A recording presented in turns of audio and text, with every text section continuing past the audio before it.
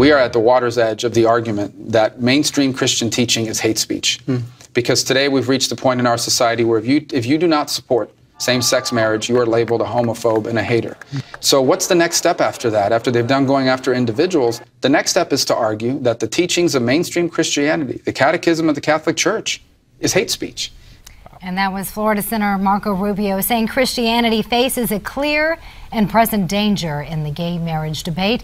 A great place to bring in our roundtable, don't you think? That's right. Let's get started. We got with us the president of Goodfriend Government Affairs, David Goodfriend. We heard him getting ready there. Also Republican strategist Ford O'Connell. Thank you both for being here. Thank you for having us, guys. All right, Ford, I want to start with you. When you hear those comments coming from Marco Rubio, on one hand, he's willing to go to your gay wedding if you're friends with him. On the other hand, gay marriage is destroying Christianity. This seems like a pretty big chasm for him to cross here during this campaign cycle. What do you think? Yes and no. When you're a Republican presidential candidate, it comes to same-sex marriage, you have to walk a fine line between appeasing the base and not alienating the general public. I do think Rubio went too far with those comments where if he is the nominee, but it's an actual winner for him in the Republican primary because 60% of Republicans don't support gay marriage and 71% of conservatives don't either. And he's trying to walk the line between conservatives and base Republicans. But it seems like he's trying to do this on a lot of issues, David. When you look at things that Rubio has said in the past and thinking specifically about that interview he did with Jorge Ramos and this interview he did with this outlet here, and going back to even things like immigration, there's a lot of evidence that he can be used against him, saying he was saying this then and he's for this now. He's setting himself up to be a flip-flopper, is he not?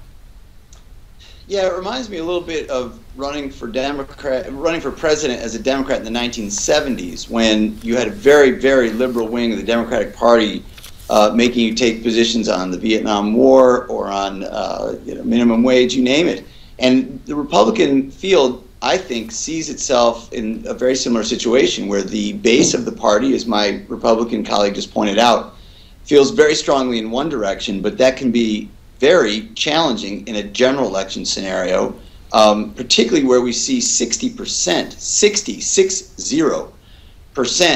of Americans support gay marriage. That means that if a nominee comes out of the Republican primary staunchly against gay marriage, they are now against the grain with the general public, and I think that's a very difficult place to be when running for president. Yeah. Let's talk about another political contender, Governor Mike Huckabee. Recently, you guys probably heard about this. He came to the defense of the Duggar family after allegations of child molestation by one of their sons. Ford, was this a wise move on his part? Well, he's certainly taking the Christian virtue of forgiveness to its ultimate conclusion. I think he's basically making a strategic decision here to back a political ally and someone who the Christian conservatives see as a wholesome family. At the same time, though, it can be kryptonite, and he's certainly getting some grief for it right now. And David, he went as far to blame the quote-unquote bloodthirsty media for going after this after you had this guy come out and make this confession. Couldn't he just say, wouldn't the Christian thing to be to say, I'm praying for this family to help them get through this? Something as simple as that. Right. Why does he have to go to these lengths? Yeah, it's. I like Mike Huckabee. I have to tell you, in full disclosure, I really like the guy, and I went on his TV show on Fox a bunch of times, and I respect him as a former governor, and I think he's incredibly effective as a speaker and as a populist. But when he holds forth and tells stories, whether they be Bible stories or anything else, I mean, you want to lean in and listen to that guy. So this latest turn seems totally out of character with everything I just said. I mean, he strikes me as someone who's very capable of taking a very clergyman-like stance and a very statesman-like stance. This seems out of character. Again, perhaps it is an effort to capture some momentum and try to go after some votes because he's late to the party and he wants to get that nomination. But I don't think this is the right way to do it, and I certainly don't think that he positions himself well for a general election by doing this, but that goes back to my earlier point. It may not be the right thing, David. You're absolutely right, but remember, we have a tough fight for Christian conservatives with Santorum, Ted Cruz, Marco Rubio, and Scott Walker, and he needs to find some elbow room. And if he can say that he stuck up for something that Christian conservatives overall find wholesome, this could be a winner for him. But in the general election, you're absolutely correct. It's kryptonite.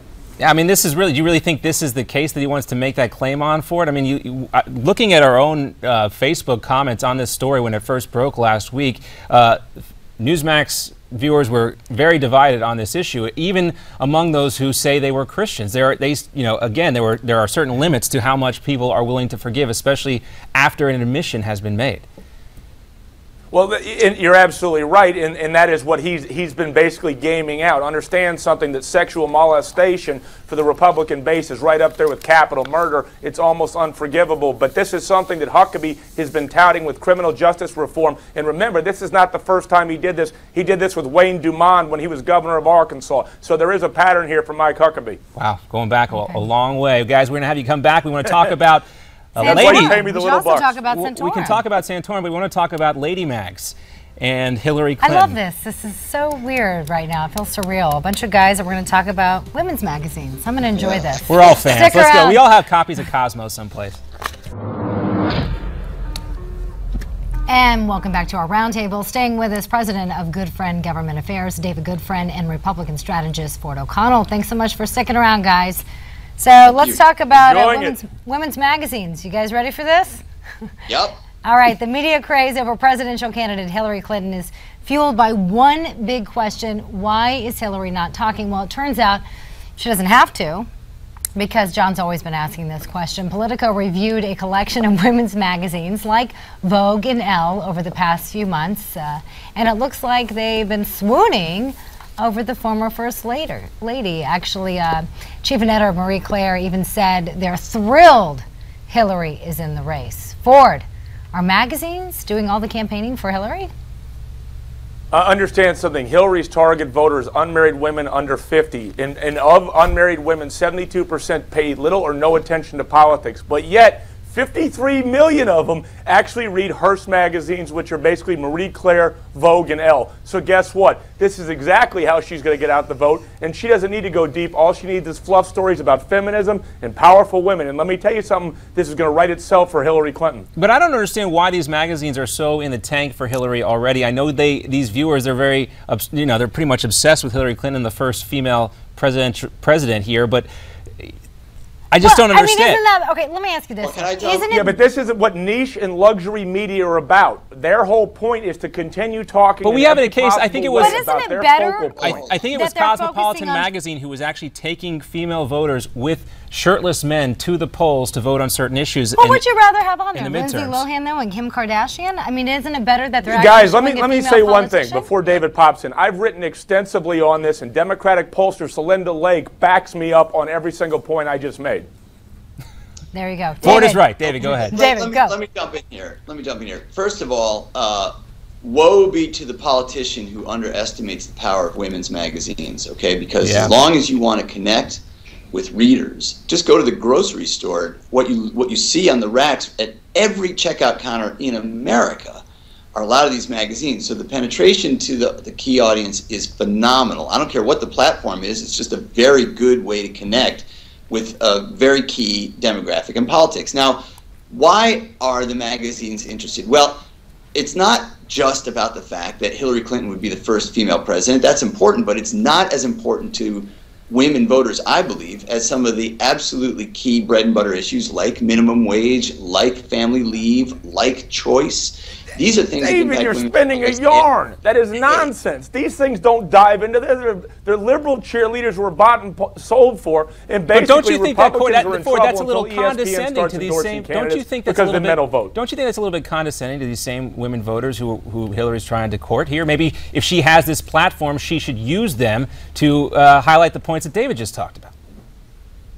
Well, that would be great, but guess what? No one wants to read that. They want to read about the Kardashians. This is our TMZ, HBO, ESPN society, and for unmarried women, guess what? That's just how it is. They don't like politics. They don't follow it. They want to feel good, and they want to feel emotional, and that's what these magazines do. All right. Well, I would submit that condescending attitude you just heard is why Hillary's going to win. Because the Republicans, the men... But let me say this. I'm just repeating the poll numbers. I wouldn't actually say that if I were the candidate. Guys, we want to pick this topic back up. We'll have to have you back. Unfortunately, we are out of time. We got to go. We want to thank you both for being with us, and plenty more to get to. I'm sure there'll be more women's magazines to talk about in the next time we have Ford. I look forward to it, David as back. I'm sure you do as well. All right.